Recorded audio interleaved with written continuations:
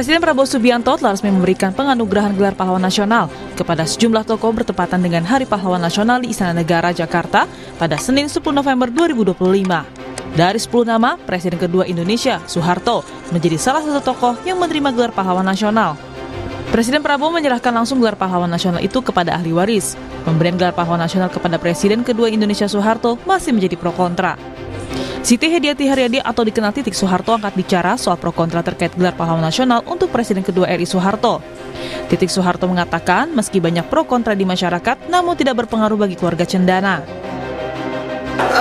Masyarakat banyak, rakyat banyak, mayoritas rakyat Indonesia menginginkan bahwa Presiden kedua Republik Indonesia mendapat penghargaan, dihargai. Itu saya rasa udah jelas terang benderang gitu ya, nggak usah kita ragukan lagi. Buat kami diberi gelar atau tidak, Bapak adalah pahlawan buat kami. Ya? Pasca pemberian gelar pahlawan nasional terhadap Soeharto, muncul pertanyaan, bagaimana hubungan politik antara Presiden Prabowo Subianto dengan Megawati Soekarno Putri ke depannya. Sebelumnya, Ketua Umum PDI Perjuangan sekaligus Presiden kelima Republik Indonesia, Megawati Soekarno Putri mengungkapkan hubungannya dengan Presiden Prabowo Subianto disebutnya akrab. Pernyataan itu disampaikan Megawati saat menjadi pembicara dalam seminar internasional memperingati 70 tahun Konferensi Asia Afrika di Perpustakaan Bung Karno Blitar, Jawa Timur pada Minggu 2 November lalu. Ibu Mega ini nutuin Pak Bowo enggak? Saya sama Mas Bowo itu akrab, tahu nggak? Jangan ada coba-coba. Ada orang mikir, kemarin bilang, mana wartawan tuh, tulis, bilang, lo ya bilangnya gini, ini perbuatan di belakang itu merah, ngono toh. Ya bilang kok enak mendong merah tuh akeh warnanya, akeh wong.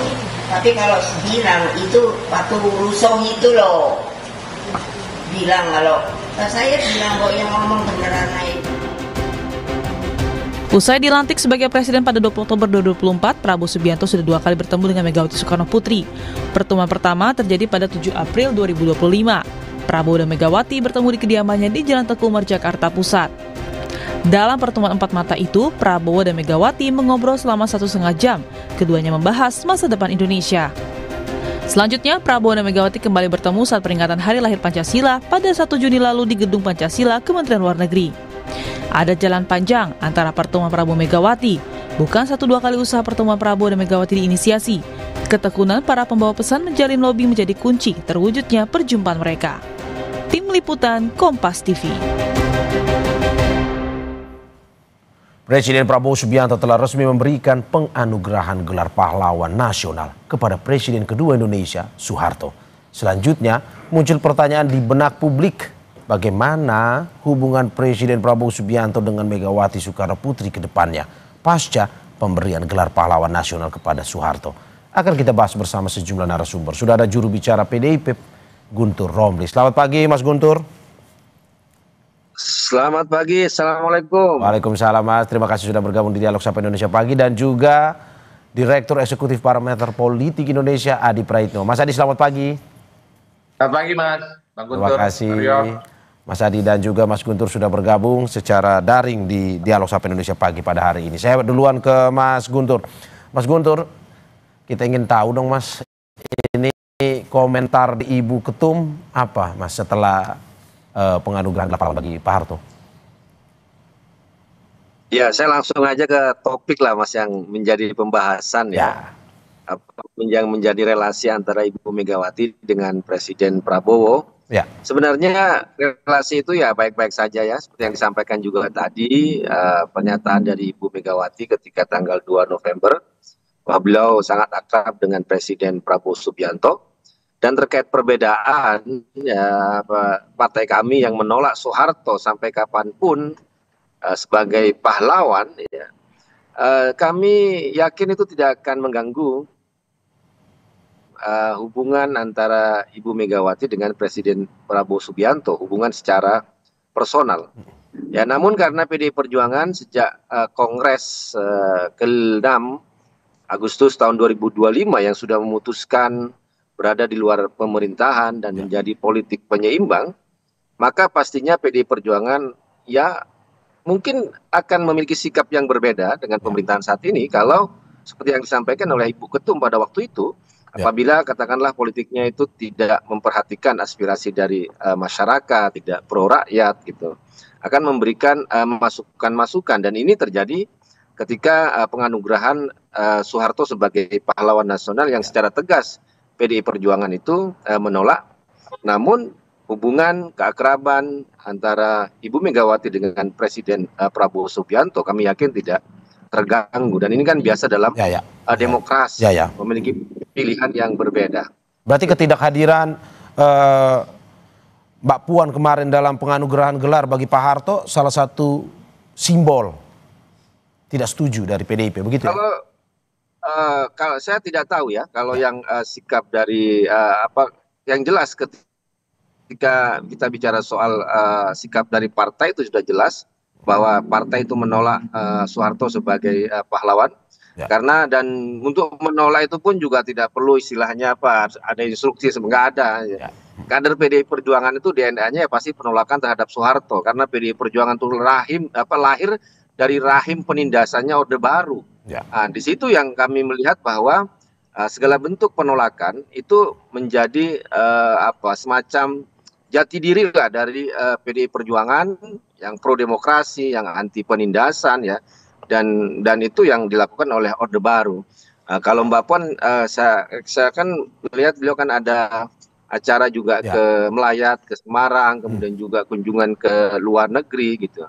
Tapi ya sebagai partai ya itu sikap partai kami gitu, Mas. Oke, saya sedikit juga mengutip bahwa Mbak Puan pada awal November pada saat isu pemberian gelar pahlawan kepada Pak Harto ini bergulir, mengatakan bahwa pahlawan nasional mesti memiliki makna historis dan moral, bukan hanya sekedar simbolis. Menurut Anda, sesuai dengan apa yang perkataan Mbak Puan, pemberian gelar pada Pak Harto adalah sebuah hal yang sebenarnya simbolis saja?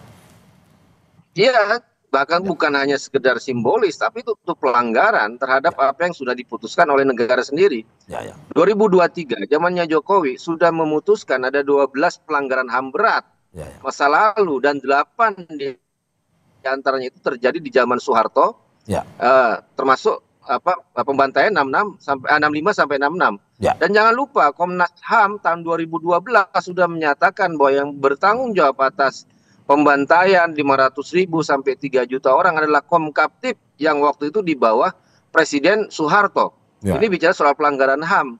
Kemudian juga dari Mahkamah Agung itu juga ada soal ganti rugi 4,4 triliun yang harus dibayarkan oleh Soeharto dan ahli warisnya kepada negara. Yayasan Super Semar. Lah gimana yang punya rekam jejak, kemudian putusan hukum, putusan Komnas HAM kok malah mau diangkat menjadi pahlawan nasional? Itu yang menurut kami nggak ngerti ini negara maunya apa gitu kan. Oke. Mas. Saya ke Mas Adi Praitno. Mas Adi, menarik bahwa apa yang disampaikan oleh PDIP selama isu pemberian gelar tersebut bergulir, tapi pada akhirnya Presiden Prabowo mengambil langkah untuk tetap memberikan gelar pahlawan tersebut kepada Pak Harto. Menurut Anda mengganggu atau tidak sebenarnya hubungan personal, profesional Ibu Mega dengan Pak Prabowo? Ya, saya kira memang saya mencoba untuk menggambarkan bagaimana hubungan politik antara PDIP dengan Gerindra, antara Prabowo Subianto dengan Megawati Soekarno Putri ini kan mirip head-love relationship. Ya, kadang satu sisi saling bekerja sama, tapi pada sisi yang lainnya saling berbeda kepentingan politik. Ini tentu tidak terlepas karena memang PDIP telah memilih jalur politiknya sebagai penyeimbang. Dalam konteks itu, publik melihat PDIP itu bermain di dua tempat. Ya. Satu tempat adalah bagaimana menegaskan dukungan politiknya jika ada kebijakan-kebijakan politik yang dikeluarkan oleh pemerintah itu sesuai dengan selera politik PDIP. Dan sudah hampir setahun ini sebenarnya begitu banyak kebijakan-kebijakan politik yang dikeluarkan oleh pemerintah, mulai dari soal MBG terkait dengan Koperasi Desa Merah Putih, soal kenaikan PPN, termasuk juga soal ketahanan pangan dan seterusnya. Saya kira PDIP secara total telah memberikan dukungan politik secara maksimal. Tapi pada saat yang bersamaan memang harus kita akui terkait dengan gelar pahlawan yang diberikan oleh negara kepada mantan Presiden Republik Indonesia Pak Soeharto, itu tentu menjadi batu uji sebenarnya bagaimana sikap politik PDIP terhadap pemerintah. Kalau dibaca resultantenya memang cukup keras ya memberikan penolakan terkait dengan hal ini. Pertanyaannya adalah apakah ini akan mengganggu? Kalau saya melihat rata-rata secara umum ya hubungan politik antara PDIP dengan Gerindra, kemudian Pak Prabowo dengan Megawati per hari ini masih cukup baik-baik saja. Semuanya masih bisa dirawat, cukup konsisten, dan kedua tokoh ini selalu mengatakan sebagai kawan lama yang bisa bersinergi dalam banyak hal. Itulah yang saya sebutkan, posisi sebagai partai penyeimbang membuat PDIP itu seringkali bermanuver, kadang teman, dan besoknya pun bisa saling berhadapan-hadapan satu sama yang lain. Nah, yang kedua, saya membaca memang bahwa sekalipun PDIP itu menolak soal penganugerahan gelar pahlawan yang diberikan oleh pemerintah kepada Soeharto, tapi kan penolakannya tidak terlampau ngotot. Misalnya, ini tidak terwujud dalam sebuah sikap protes politik yang mungkin dilakukan secara konfrontatif di parlemen, karena saya lihat rata-rata secara umum para politisi, kawan-kawan PDIP di parlemen ya mungkin hanya 1-2 orang yang menyatakan keberatannya, tapi tidak dibacakan sebagai sebuah sikap fraksi yang itu adalah sebagai bentuk penunjukan bagaimana PDIP secara fraksi yang hari ini adalah partai pemenang pileg itu melakukan penolakan terkait dengan gelar pahlawan itu. Ya, tapi Mas Adi kan kalau kita lihat dari pidato Ibu Mega kan Ibu Mega sangat betul menolak ataupun mengkritik terkait dengan pemberian gelar pahlawan ini karena kan secara historis Ibu Mega kan mengetahui betul. Ya, saya kira tidak ada bantahan terkait dengan Soeharto dan Orde Baru. Saya kira memang bagi PDIP ini adalah semacam perlawanan politik yang sifatnya ideologis, karena apapun judulnya PDI saat itu adalah partai politik yang dalam banyak hal memang diperlakukan diskriminatif, diperlakukan tidak adil dan seterusnya. Jadi wajar ketika ada gelar pahlawan ini, sampai detik ini pun seluruh kader PDIP itu cukup resisten dan memberikan penolakan. Cuman saya membaca ada sesuatu yang ingin dirawat hubungan politiknya antara PDIP dengan pemerintah hari ini. Karena PDIP sudah terlanjur menjadi partner kritis, maka sekalipun ada penolakan terkait dengan gelar pahlawan itu, tapi eksposur dan perlawanannya itu tidak terjadi di parlemen. Ya. Kalau pernyataan Bang Guntur tiap hari dan politisi-politisi PDIP yang lain itu tiap hari memberikan penolakan, tapi saya melihat tidak terjadi di DPR bagaimana mayoritas anggota dewan yang dimiliki oleh PDIP misalnya mengeluarkan sikap politik yang resmi bahwa menolak keputusan pemerintah. Mas Adi, Anda mau bilang berarti ada perbedaan antara keinginan dari ketum dan juga anggotanya atau gimana sebenarnya? Ya, saya kurang paham mekanisme bagaimana pengambilan keputusan politik di internal PDIP, khususnya yang ada di parlemen. Tapi yang saya bayangkan kalau memang PDIP cukup serius menganggap gelar pahlawan ini adalah sesuatu yang memang harus diperjuangkan penolakannya, salah satu perlawanannya di parlemen. Jadi saya membayangkan seluruh kader-kader PDIP yang menjadi anggota DPR RI, di DPR di sana satu persatu mereka menyatakan penolakannya terkait dengan gelar pahlawan yang telah diberikan itu. Tapi nyatanya per hari ini sikap itu tidak muncul. Bahwa ada statement-statement yang sifatnya personal, tapi secara kelembagaan, secara fraksi, tidak kemudian bisa ditangkap oleh publik. Wajar kalau kemudian banyak pihak yang mengatakan bahwa betul PDIP itu menolak secara keras gelar pahlawan Soeharto, tapi sebagai komunikasi politik yang baik dengan pemerintah, penolakannya tidak dilakukan di parlemen secara kelembagaan. Itulah yang saya sebut sebagai head-lob relationship antara PDIP dengan pemerintah. Saya ke Mas Guntur. Mas Guntur, bagaimana Anda menanggapi apa yang disampaikan oleh Mas Adi ini, bahwa Ibu Ketum menolak keras, tapi di parlemen berbeda sikapnya? Sebenarnya tidak berbeda ya, karena kalau kita melihat penganugerahan gelar ini kan kewenangannya penuh di eksekutif, ya tanpa harus menerima persetujuan dari parlemen, kecuali misalnya kalau soal anggaran. Tetapi kami melihat bahwa nantinya komisi yang ada di DPR bisa melakukan evaluasi dan juga mempertanyakan. Dan sebelum ini sudah dilakukan di fraksi kami, di komisi yang terkait dengan soal pendidikan dan kebudayaan, yang selalu mencecar ya dan mempertanyakan Fadlizon ketika mempertanyakan soal korban kerusuhan Mei 98 terkait pemerkosaan massal dan penulisan buku sejarah. Itu kan anggota legislatif dari kami ya, itu kan jelas bahwa mengkritisi ya terkait proyek penulisan sejarah tersebut dan dari pernyataan Fadlizon. Nah, terkait penganugerahan gelar ini, dan itu juga di bawah tanggung jawab Menteri Kebudayaan, maksudnya di bawah Fadlizon, ya fraksi dan komisi kami tentu saja bisa Mas Guntur, mempertanyakan ya, oke. mempertanyakan kenapa diberikan gelar ya. Karena yang kami juga terima informasi itu kan sebenarnya Soeharto kan tidak lulus di tim seleksi di awal, tapi tiba-tiba namanya muncul di akhir ya. Karena persoalan-persoalan hukum, persoalan HAM di Soeharto itu belum selesai loh. Dan ini bukan hanya sikap sejarawan atau akademisi, tapi negara kita itu putusan Mahkamah Agung, Komnas HAM, itu kan semua lembaga-lembaga resmi yang ada di negara kita gitu, yang menyatakan bahwa Mas Soeharto itu masih terlibat dengan persoalan hukum, persoalan hak asasi manusia ya. Kalau memang dia mau dijadikan pahlawan, selesaikan dulu itu masalah hukumnya, masalah HAM-nya gitu. Dan ini bukan perdebatan sejarawan atau akademisi saja, tapi negara kita sudah menyatakan seperti itu. Nah, itu yang kami kritisi. Ini negara ini maunya apa? Menetapkan pelanggaran HAM berat, pelakunya juga disebutkan itu Soeharto, kok tiba-tiba dijadikan sebagai pahlawan. Dan PDI Perjuangan akan membuat langkah-langkah ke depan ya untuk penolakan terkait ini pahlawan nasional ini. Apakah mungkin juga Mas Guntur, pertemuan yang kemarin sempat dilakukan 2 kali oleh Presiden Prabowo dan Ibu Mega akan berulang lagi di kemudian hari setelah pemberian gelar pahlawan ini? Saya tidak bisa memprediksi, Mas. Apa akan ada pertemuan atau apapun, tapi pada intinya sikap PDI Perjuangan konsisten berada di luar pemerintahan dan menjadi politik penyeimbang, dan bisa jadi akan memiliki sikap yang berbeda terkait dengan pemerintahan saat ini kalau syarat-syarat yang disampaikan oleh Ibu Megawati itu tidak dipenuhi.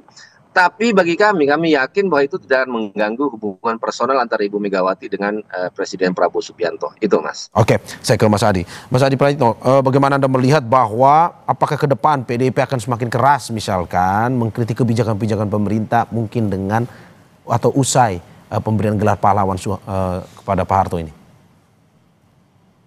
Kalau pertanyaan yang disampaikan oleh Mas Mario ini adalah sebagai sebuah harapan supaya misalnya PDIP sebagai partai yang mungkin satu-satunya berada di luar kekuasaan harus bersikap keras, memberikan resistensi dan perlawanan politik jika ada kebijakan yang tidak pro rakyat, itu tentu adalah sebagai sebuah harapan publik. Karena untuk membangun demokrasi yang sehat, maka check and balances itu sangat dibutuhkan. Apalagi per hari ini PDIP menyatakan diri sebagai partai politik yang berada di luar kekuasaan. Wajar kalau sebenarnya banyak sekali pihak yang berharap bahwa 4 tahun yang tersisa di pemerintahan kali ini ya PDIP adalah merepresentasikan sebagai penyambung lidah rakyat. Jika ada kebijakan-kebijakan yang memang betul-betul tidak pro dengan masyarakat, menimbulkan kontroversi, melahirkan kegaduhan, maka eskalasi, resistensi dan penolakannya itu harus semakin dilakukan. Tapi dalam praksisnya saya melihat ada kecenderungan memang PDIP dengan pemerintah hari ini, dengan Prabowo Subianto, secara kelembagaan di DPR, rasa-rasanya agak sulit untuk membayangkan bagaimana akan muncul kader-kader PDIP yang jadi anggota Dewan itu protes secara lantang, protes secara keras jika ada kebijakan yang memang misalnya ya tidak pro terhadap pemerintah, ya terbukti tidak ada hujatan apapun ke Presiden, terbukti misalnya tidak ada protes-protes keras yang muncul di DPR kepada pemerintah. Kalau kita melihat menteri itu adalah pembantu presiden, bukan hanya menterinya yang dikritisi, tapi pemerintahnya secara signifikan. Jadi membayangkan ini dalam praksis bahwa PDIP akan keras terkait dengan sikap politik pemerintah di masa yang akan datang, bagi saya itu gelap gulita, Mas. Agak rumit membayangkan, karena ini sebagai bahasa politik persahabatan, di mana PDIP itu memang sedang merawat hubungan baiknya dengan Pak Prabowo Subianto yang saat ini menjadi presiden. Saya terakhir ke Mas Guntur Romli. Mas Guntur, apa yang akan dilakukan PDI ke depan pasca penetapan gelar pahlawan Pak Harto? PDIP tetap menjadi mitra kritis atau seperti apa? Atau lebih kritis lagi? Sebagai pilihan bahwa kami berada di luar pemerintahan dan politik penyeimbang, maka kami akan selalu memberikan masukan-masukan, kritik-kritikan kepada pemerintah. Ya, Anda bisa lihat sendiri misalnya sikap kami di parlemen ya, misalnya kalau Anda melihat akun-akun resmi kami, bagaimana anggota DPR kami juga mengkritik soal MBG, terkait koperasi merah putih, terkait dengan BUMN dan sebagainya. Itu merupakan bagian dari jalan politik PDI Perjuangan ke depan yang memantapkan diri berada di luar pemerintahan dan sebagai politik penyeimbang yang kami ingin program-program yang ada di pemerintahan Pak Prabowo ini benar-benar pro kepada rakyat, dan itulah bagian dari tanggung jawab kami dan tugas kami ke depan, Mas. Oke, terima kasih juru bicara PDIP Guntur Romli. Sebentar. Oke, siap. Wah, Mas Adi Praitno. Oke, boleh singkat. Mas Adi Praitno, silakan. Ya, saya kira PDIP hari ini agak berbeda dengan PDIP di zaman SBY yang jadi oposisi. Dulu hampir segala apapun yang dilakukan oleh SBY, itu PDIP cukup lantang memberikan protes ya. Tapi berbeda dengan hari ini, karena bagi saya PDIP masih memilih mana yang harus diprotes dan mana memang harus disampaikan secara lunak. Iya, judulnya berada di luar, tapi pada saat yang bersamaan hatinya terus ingin bekerja sama dengan pemerintah. Itu PDIP hari ini, Mas Mario. PDIP yang lebih lunak ya, Mas Adi? Oke, terima kasih. Begitu. Terima kasih juru bicara PDIP Guntur Romli dan juga Direktur Eksekutif Parameter Politik Indonesia Adi Praitno atas apa yang disampaikan hari ini. Sehat-sehat selalu Mas Guntur, Mas Adi.